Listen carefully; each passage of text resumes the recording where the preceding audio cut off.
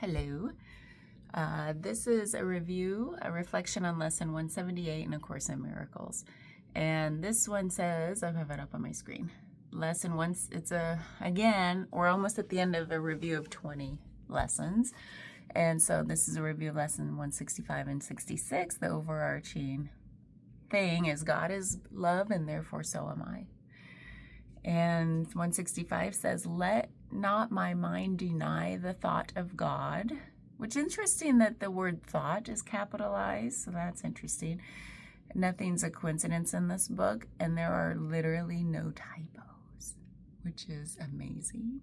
So everything is very intentional, so I want to think on that. I just noticed it. And then lesson 166 is I am entrusted with the gifts of God. So, yeah, this is my first day back in my little office, so it feels amazing. I've been gone from here 3 weeks actually. So I'm reading it up on my screen. Let not my mind deny the thought of God. Thought, capital T. That's interesting because it also talks about how thought is all illusion. Like thoughts, aren't real. So when it capitalizes thought, when you're thinking of God, it must not be an illusion. I don't know. I know the lesson didn't say that, but that's what it's making me think of. And it's just talking about how, what it means to me is when you think of God, it's even though thoughts are illusion, not to deny that thought. That might be the only thought that is not an illusion, is when you're thinking of God. That's interesting. And then I am entrusted with the gifts of God. And I remember this talking about how, God, hold on, I haven't been down here. I'm organizing stuff on my desk. Obviously, I wasn't prepared to do this video. But I am entrusted with the gifts of God.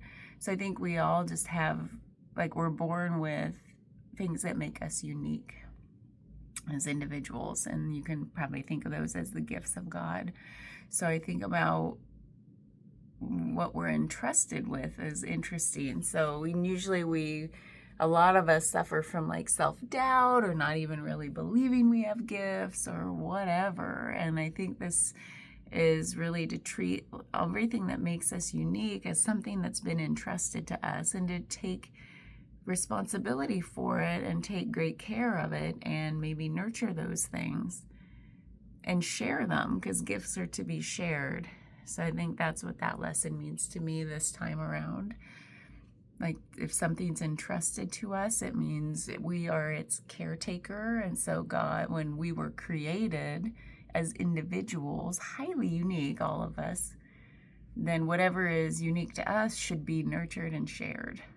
And so that makes me want to reflect on what is my uniqueness? What is your uniqueness? What are you sharing? What am I sharing? Well, what makes us who we are different from other people, or what combination of things, I have to think on that some more.